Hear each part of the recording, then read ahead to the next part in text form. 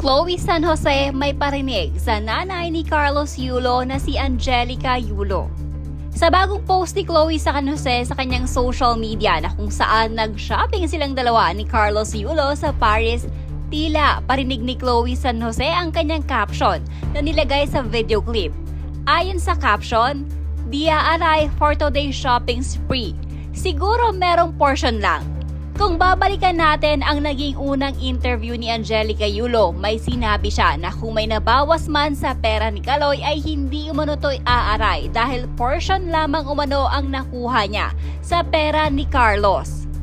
Alam ko, sabi ko nga, dahil sa konsensya rin namin ng asawa ko na wala kaming ninakaw, wala kaming ginalaw na pera niya. Siguro meron portion na hindi man lang sabihin mong aaray yung bulsa niya.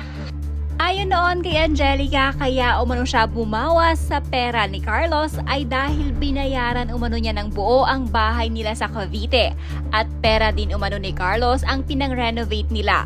Ngayon ay binibenta na din ni Angelica ang bahay para mabalik umano ang perang nagastos ni Carlos sa pinag-fully cash at pinagpagawa nila.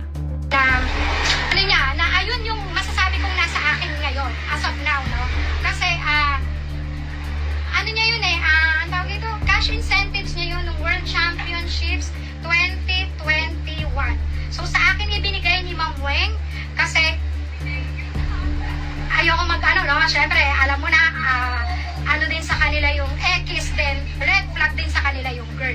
So yun yung so sa akin ibinigay.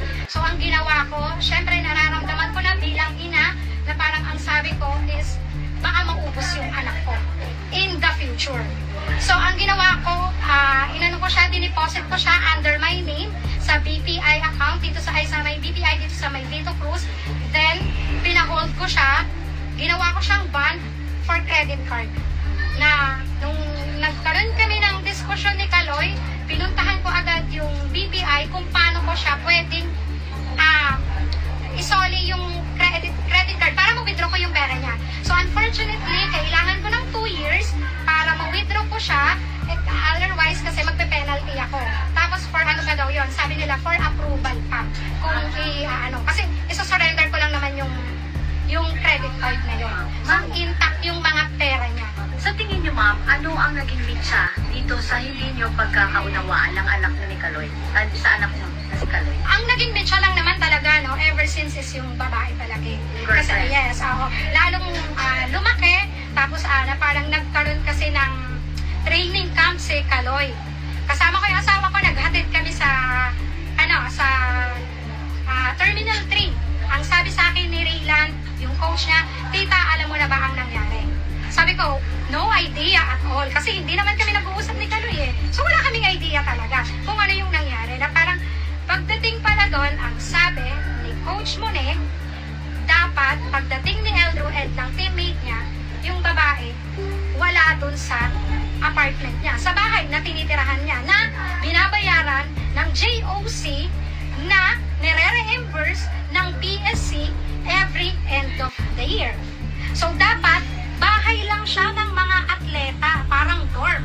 So yung mga outsiders, dapat wala doon. Especially yung walang kinalaman sa training.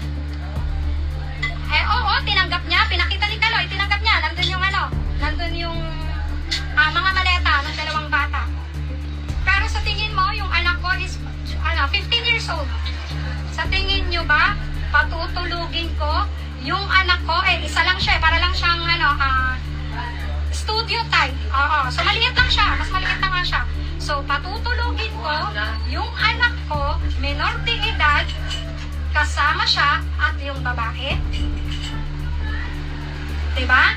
Pangalawa, si Miguel, hindi rin papayagan ng parent niya. Na sinabi sa akin na, Angelica, mag-meeting tayo, hindi ko papayagan si Miguel na matulog din doon. Siyempre, mahirap, puro lalaki eh, diba? Na anything na mapatingin or something, actually yun din yung sabi ni Coach Monet, no? Baka mapatingin si Miguel sa puwet na dahil nakakalat, maging masama yung bata. Yung doon. Isa pa kasi, alam ko, is Christian talaga sila, sila, yung papa ni Miguel. Kaya hindi niya talaga inaalaw yung Mga ganon. Pero dati ma'am, naging okay kayo ng girlfriend mo? Or una pa lang talaga? Una, parang medyo okay kasi nagtatawag-tawag naman sila rito ni ano. So, hindi ko naman din masyadong pinapansin, no? Na parang okay lang, na parang ano. Then, nung nagkita kami rito, tapos parang feeling ko, nilalayo niya sa amin si Kaloy na, oo, alam ko gusto nilang makasama. Gusto niyang makasama si Kaloy. Gusto rin siyang makasama ni Kaloy. Pero syempre kasi, pamilya kami, kumbaga parang matagal din namin siyang hindi nakasama because of pandemic, di ba? Ilang ano yon. So syempre, kung siya, gusto rin siyang makasama ng girl, how much more kami na pamilya niya na gusto rin siyang makasama. Even yung mga kapatid niya, kasi talagang medyo nalulungkot lang, no? Kasi sobrang close silang magkakapatid. Pero after nung nangyari yung ano namin ni Kaloy, so parang even yung youngest ko, yung eldest ko, yung ano, medyo si Eldro, medyo ganon-ganon lang yan eh. Hindi ganon kalalim, katulad ng sabi nga nung teacher ni Iza nung nagkausap sila sa kalarong pambansa na sobrang malalim yung galit na nararamdaman ng youngest ko kay Kaloy. Ma'am, mensahe nyo na lang kay Kaloy, ma'am, ngayon. Kung mensahe, ano bang mensahe mabibigay ko sa kanya? Na parang kasi lahat naman sinabi ko na eh, no? Kung hindi naman niya ako paniniwalaan, wala naman akong magagawa eh. Basta ang alam ko, sabi ko nga, dahil sa konsensya rin namin ng asawa ko, na wala kaming ninakaw, wala kaming ginalaw na pera niya. Siguro meron portion na hindi man lang sabihin mong aaray yung bulsa niya. Na parang kasi naman namin ininvest sa bahay ng para, diba, na makita din niya na eto, kahit paano. Sa bahay ma'am, pwede niyo pong yun yung sa bahay na pwede mo masabi na, may remembrance ako sa pera ko. Kasi yan ang sinasabi ko sa mga anak ko.